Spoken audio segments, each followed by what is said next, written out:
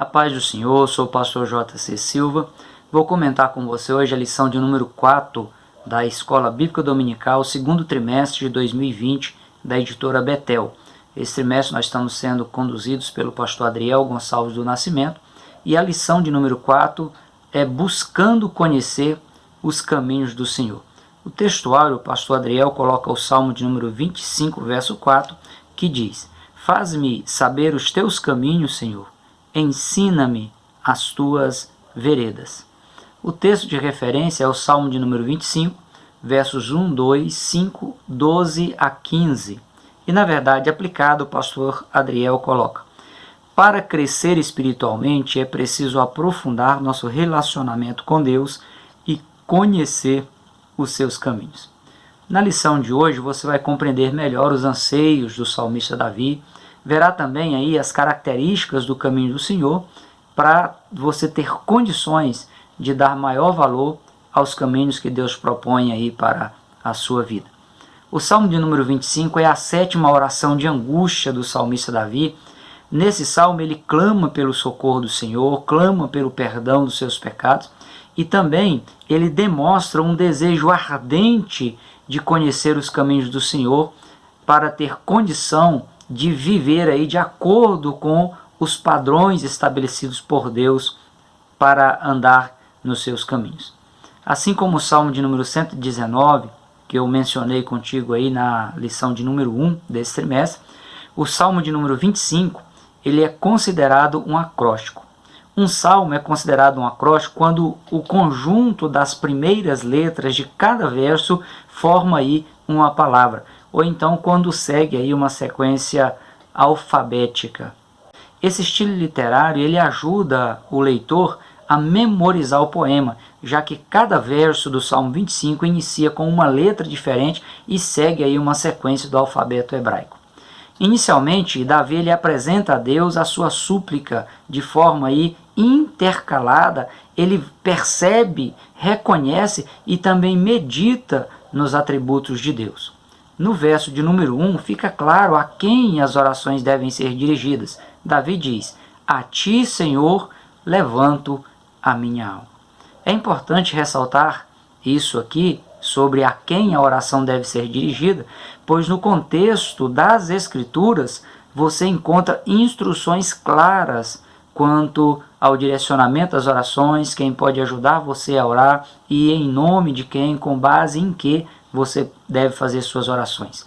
A oração, de acordo com o contexto bíblico, ela deve ser dirigida a Deus Pai. Evangelho de João, capítulo 11, versículo 22. Mas também agora sei que tudo quanto pedirdes a Deus, tu concederá. A oração ela deve ser feita com a ajuda do Espírito Santo. Paulo instrui em Romanos capítulo 8, versículos 26 e 27, dizendo o seguinte: E da mesma maneira também o Espírito ajuda nas nossas fraquezas, porque não sabemos o que havemos de pedir como convém. Mas o mesmo Espírito intercede por nós com gemidos inexprimíveis. E aquele que examina os corações sabe qual é a intenção do Espírito, é ele que, segundo Deus, intercede pelos santos. A oração ela deve ser concluída em nome de Jesus. Não escandalize aí no que eu vou te dizer. Analise o contexto e os versículos bíblicos que eu vou mostrar para você em seguida. Em nenhum momento nas Escrituras você vai ver a orientação bíblica para se concluir uma oração em nome do Pai, do Filho e do Espírito Santo. Veja 3 comprovações bíblicas. Evangelho de João, capítulo 14, versículos 13 e 14, Jesus diz: E tudo quanto pedirdes em meu nome, eu o farei, para que o Pai seja glorificado no Filho. Se pedirdes alguma coisa em meu nome, eu o farei. Evangelho de João, capítulo 15, versículo 16. Não me escolhestes vós a mim. Novamente Jesus dizendo: Mas eu vos escolhi a vós e vos nomeei, para que vades e deis fruto, e o vosso fruto permaneça, a fim de que tudo quanto em meu nome pedirdes ao Pai, ele vos conceda. Evangelho de João, capítulo 16, versículos 23, 24 e 26. Jesus diz: E naquele dia nada me perguntareis.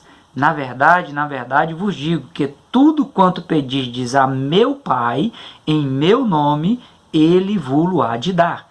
Até agora nada pediste em meu nome.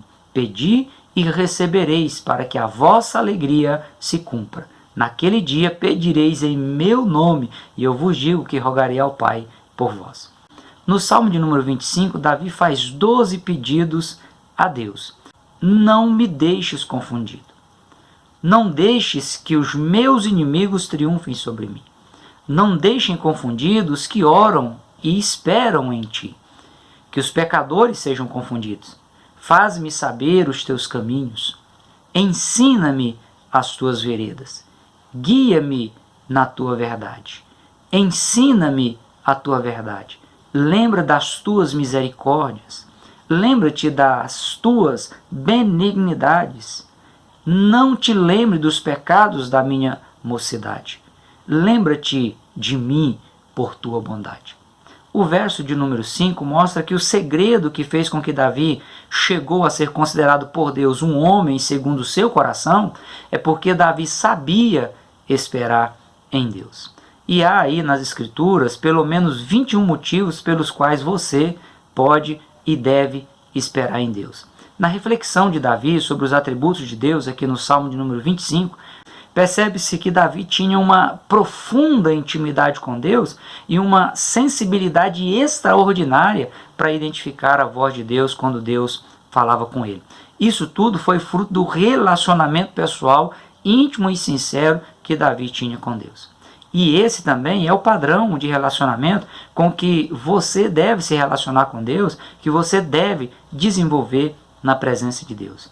Você precisa habitar em Deus, fazer de Deus o seu esconderijo e não ser aí um mero visitante na presença de Deus. Só assim você irá perceber quando é que Deus vai estar falando com você por meio da sua palavra, por meio dos seus ministros, ou quando o inimigo vai estar tentando te confundir e te distanciar da comunhão com Deus. Pedir perdão, buscar a orientação divina, deve ser algo constante na vida da pessoa, assim como foi com Davi aqui mostrado no Salmo de número 25. Nesse salmo você percebe que os problemas da vida são descritos por Davi aqui de uma maneira geral. Coisas que acontecem na vida de qualquer pessoa. Assim como também é perceptível que a ausência de intimidade com Deus, a ausência de um relacionamento sólido com Deus é fruto inevitável de uma vida sem oração. Ao longo da história humana, homens, mulheres que fizeram a diferença em suas épocas foram pessoas de oração. Pessoas de intimidade, de relacionamento sólido com Deus. No verso de número 2, Davi orou: não me deixes confundidos. Isso porque, como um homem aguerrido, batalhador, proativo, em meio aos enormes desafios que se punham à sua frente, ele poderia ser traído aí por suas emoções, por sua forma de pensar, de agir, ou mesmo ser distraído e confundido pelas estratégias empregadas por seus inimigos aí nas frentes de batalha, nos confrontos que ele empreendia. Como Davi se dispôs em fazer somente a vontade de Deus, em cumprir o seu chamado, em executar aquilo que Deus colocava para que ele executasse, governar a nação de Israel, construir um reino forte, alicerçado nas orientações divinas, ele pede ao Senhor: não me deixes confundido. A disposição de Davi aí em agradar a Deus fez com que ele tivesse muitas oposições externas, inimigos que vinham de todas as partes, mas também ele teve inimigos internos dentro da própria nação de Israel. Dentro da sua própria casa, da sua própria família, houve momentos que os próprios filhos aí se levantaram contra o rei Davi. Dentro da própria casa do rei, tendo todo o conforto real, mesmo assim se levantou contra o seu pai. O mesmo ocorre hoje. Quando uma pessoa ela se dispõe a agradar a Deus, quando um pastor se dispõe a seguir as orientações bíblicas na direção da igreja, acompanhar o rebanho de perto, quando os pais de família decidem seguir os caminhos do Senhor, os inimigos vão se levantar de toda parte. Assim como aconteceu com o rei Davi, assim como aconteceu com Jesus, que foi perseguido ao ponto de o colocarem pendurado lá no Monte Calvário, naquela cruz. Da mesma maneira, hoje tem se levantado inimigos por todas as partes na vida de quem quer agradar e fazer a vontade de Deus. traições, perseguições, incompreensões, sempre virá de pessoas traiçoeiras, carregadas de ódio e mestras nos seus próprios objetivos pessoais, nos seus próprios desejos, naquilo que ela quer se realizar ou auto-realizar. Tanto Davi quanto Jesus, o exemplo desses dois personagens bíblicos, mostra que compensa permanecer seguindo aí as instruções bíblicas, compensa permanecer naquilo que nós aprendemos do nosso Senhor e Salvador Jesus Cristo. Tenha sempre como base aí das suas orações, assim como Davi teve, a sua confiança em Deus. Embora o inimigo ameace e em determinados momentos pareça que o inimigo vá triunfar, a bondade e a misericórdia de Deus, ela vai se revelar sobre você. Ainda destacando aqui os pedidos de Davi no Salmo de número 25, ele clama por perdão dos pecados da sua mocidade, no verso de número 7. Há fases na vida da pessoa que a pessoa age por impulso, age por falta de conhecimento, por falta de experiência e até mesmo por ignorância. Também aí é do conhecimento público como as famílias estão destruídas, os valores morais estão sendo destruídos e como essas consequências desastrosas são vivenciadas pelos filhos e também vivenciadas aí pela sociedade de uma maneira geral. Tudo dado à vulnerabilidade humana em tomar decisões alheias à vontade de Deus, em momentos carregados de ódio, carregados de precipitações, sem a orientação divina. É momento, a exemplo de Davi, e com base na misericórdia e na benignidade de Deus, que cada pessoa perceba, reconheça e aceite que ela carece do trato de Deus com graça e com misericórdia. Somente aí um pedido de perdão com um coração contrito, acompanhado de uma disposição de mudar de vida, de mudar de postura, mudar de comportamento, poderá salvar a alma da pessoa da condenação eterna. Davi, ele deseja ardentemente e reconhece a necessidade de continuamente andar nos caminhos do Senhor. É impressionante a consciência de Davi quanto às suas fragilidades e limitações em reconhecer o que era bom ou mal. Por isso ele pede de forma muito sincera, de forma profunda, ele pede a direção do Senhor. Salmo de número 25, verso 4 e também o verso 15, ele diz: faz-me conhecer os teus caminhos. Os meus olhos estão continuamente no Senhor. As conquistas pessoais e materiais foram muito importantes para Davi, mas acima de todas essas conquistas pessoais e materiais, ele valorizou e ele priorizou conhecer a vontade de Deus, conhecer a direção de Deus e o propósito de Deus para a sua vida, os planos de Deus para a sua vida. Com isso, ele conseguiu manter uma vida de oração, amou meditar na vontade de Deus, na palavra de Deus e conseguiu andar em espírito. Davi é, sem dúvida, um exemplo digno a ser seguido. Quando Davi disse: guia-me na tua verdade e ensina-me, no Salmo 25, verso 5, você pode observar que a palavra verdade ela possui significados literais e significados figurados. Pode-se afirmar que para Davi, ele buscava certeza, ele buscava confiabilidade e ele buscava estabilidade e condições de viver em fidelidade diante de Deus. E somente Deus poderia dar essas condições a ele. É por isso que ele pede de maneira sincera ao Senhor. Davi desejou viver de acordo com os padrões divinos. Desejou continuar sendo aluno na escola do Senhor. Esse também deve ser o seu desejo e deve ser a sua busca. Davi desejou ter intimidade com Deus. E no Salmo de número 25, verso 14, diz que o segredo do Senhor é para os que temem ao Senhor, e Ele lhes fará saber o seu conserto. Sem intimidade com Deus é impossível a pessoa conhecer, é impossível a pessoa entender os termos da aliança que Deus propõe ao ser humano. Paulo diz em 1 Coríntios capítulo 2, versículo 14, que o homem natural ele não consegue compreender as coisas do Espírito de Deus, porque parece loucura para o homem natural. E o homem natural não pode entender, porque as coisas espirituais, elas se discernem, diz o apóstolo Paulo, espiritualmente.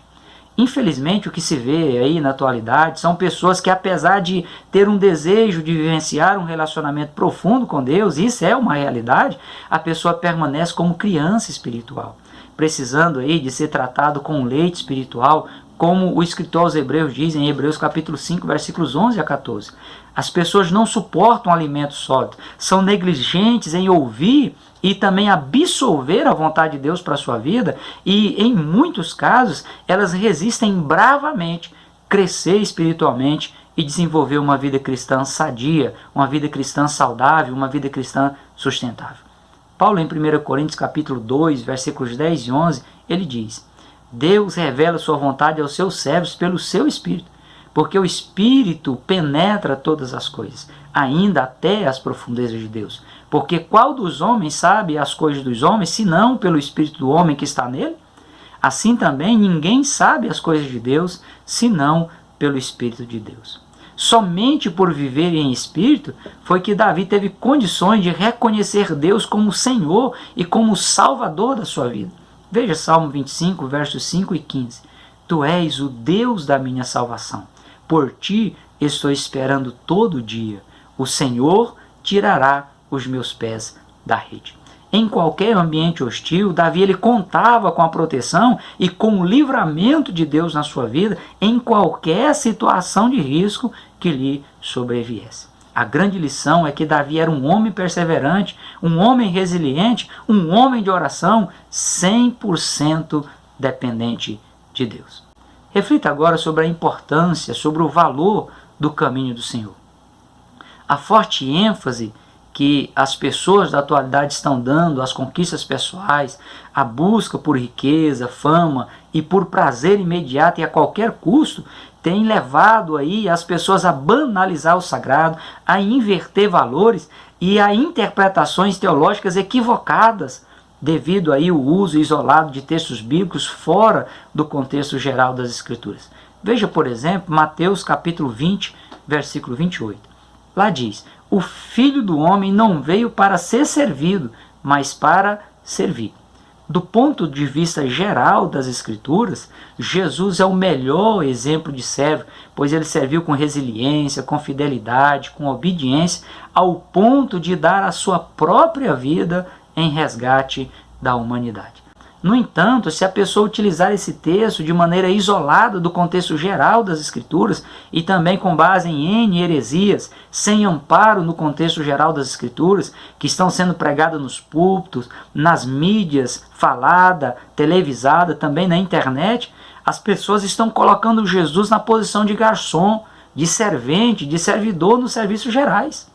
Sem menorizar essas importantes funções sociais ou utilizar essas categorias de forma pejorativa, o que se vê, por se tratar de pessoas mais simples, pessoas que exercem essas funções nas sociedades, que ocupam essas funções, na maioria das vezes não tem direito de fala, não se expressa, vive apenas atendendo o capricho de outras pessoas, arrumando bagunça, fazendo aí o serviço pesado e, me permita dizer, limpando a cagada dos outros. A desvalorização dos caminhos do Senhor e das instruções de Deus tem cegado o entendimento das pessoas pelo o príncipe desse século, como diz Paulo em 2 Coríntios capítulo 4, versículo 4. As pessoas estão sendo destruídas por falta de conhecer os caminhos do Senhor, como diz o profeta Oséias em Oséias capítulo 4, versículo 6. O caminho do Senhor é um caminho de obediência. Jeremias capítulo 7, versículo 23 diz: mas isso lhes ordenei, diz o Senhor, dai ouvidos à minha voz, e eu serei o vosso Deus, e vós me sereis o meu povo, e andai em todo o caminho que eu vos mandar, para que vos vá bem. Há muitas pessoas com atitudes idênticas à atitude de Satanás. Crê que estremece, mas nunca obedece. Apesar dos inúmeros exemplos de pessoas obedientes à vontade de Deus, na atualidade, os maus exemplos dados por pessoas ímpias, pessoas desobedientes, pessoas sem temor de Deus no coração, infelizmente, tem sido referencial para muitas pessoas. cristãos têm sido vencidos pela fadiga da vida, pelas tribulações do dia a dia, e estão abandonando essas características tão importantes no caminho do Senhor, estão abandonando a obediência ao patrão de Deus. É momento de resgatar a vida de um verdadeiro adorador. É momento de reconstruir o altar da santidade, da vida separada para Deus. É momento de conversão de coração, mas conversão de maneira plenamente obediente à vontade de Deus. Paulo ele diz em Romanos capítulo 12, versículo 2, que a pessoa não deva se conformar com os padrões mundanos, mas deve se apresentar diante de Deus com um culto racional, um culto lógico, um culto maduro, mesmo que para isso a pessoa precisa fazer um grande sacrifício. Jesus, em Mateus capítulo 7, versículo 21 a 23, ele diz: nem todo que me diz Senhor, Senhor, entrará no reino dos céus, mas aquele que faz a vontade de meu Pai que está nos céus. Muitos me dirão naquele dia: Senhor, Senhor, não profetizamos em teu nome? E em teu nome não expulsamos demônios? Em teu nome não fizemos muitas maravilhas? E então lhes direi abertamente: nunca vos conheci. Apartai-vos de mim, vocês que praticam a iniquidade. O caminho do Senhor é um caminho de obediência. Valorize isso, valorize o que Deus tem preparado para você, esse caminho bom que Deus tem colocado para você andar nele. Valorize isso. O caminho do Senhor também é um caminho de graça. Davi ele ressalta essa verdade repetidas vezes aqui no Salmo de número 25. Na medida em que o ser humano ele procurar se adaptar, se ajustar à vontade de Deus, na contrapartida, Deus fará ao ser humano até mesmo que o ser humano não mereça. É graça, é favor imerecido. O intuito divino é favorecer, é facilitar o acesso do ser humano à sua presença. Isso porque o amor de Deus o constrange a receber a pessoa em sua presença e a tratar a pessoa com graça e com amor. Seja obediente e Deus vai se manifestar a sua graça, a sua infinita graça sobre a sua vida. Paulo, escrevendo aos Efésios, no capítulo 2, versículos 8 e 9, ele diz que pela graça sois salvos, por meio da fé, não vem de vós, é dom de Deus, não vem das suas obras, para que ninguém se glorie. O caminho do Senhor, além de ser um caminho de obediência, um caminho de graça, também é um caminho de perfeição. Davi ele ressalta essa realidade no Salmo 25 ao utilizar aí das expressões sinceridade, retidão ou honestidade e sinceridade. Ou seja, um caminho puro, um caminho não falsificado, um caminho genuíno. Esses mesmos termos devem caracterizar a vida do cristão. Mesmo sendo um tremendo desafio, é possível. É a vontade de Deus para a sua vida. Você consegue se você depender de Deus. Gênesis capítulo 17, versículo 1, Deus conversando com Abraão, ele diz para Abraão: anda em minha presença e ser perfeito. Efésios capítulo 4, versículos 12 a 16, Paulo falando sobre Jesus ter instituído lideranças na igreja cristã, ele diz que Jesus o fez querendo o aperfeiçoamento dos santos para a obra do ministério, para a edificação do corpo de Cristo, até que cheguemos todos à unidade da fé, ao conhecimento do Filho de Deus, a varão perfeito, à medida da estatura completa de Cristo, para que não sejamos mais meninos inconstantes, levados em roda por vento de doutrina, pelo engano de homens que com astúcia enganam fraudulosamente. Antes, seguindo a verdade em caridade, que é o amor em prática, cresçamos em tudo naquele que é a cabeça, Cristo, do qual todo o corpo, bem ajustado e ligado pelo auxílio de todas as juntas, segundo a justa operação de cada parte, faz o aumento do corpo para a edificação em amor. De acordo com Buckley, você só conseguirá ser perfeito diante de Deus no dia que você conseguir cumprir o propósito para o qual Deus te criou e te enviou ao mundo. É necessário nascer de novo. É necessário se submeter de maneira integral à palavra de Deus. É necessário ser templo e habitação do Espírito Santo de Deus. Que os perigos e as dificuldades da vida, uma realidade presente no dia a dia do cristão, sejam aí os agentes motivadores para você buscar de maneira íntima a presença de Deus na sua vida.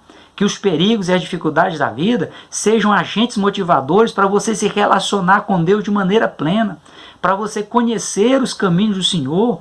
Que as dificuldades, os perigos, os conflitos, os sofrimentos da vida sejam agentes motivadores para te levar a ser envolvido pelo amor e pela graça do Senhor, tendo em vista aí a sua obediência a Ele e a sua busca por perfeição na sua vida cristã diária. Viva a vontade de Deus na sua vida e garanta a sua felicidade eterna.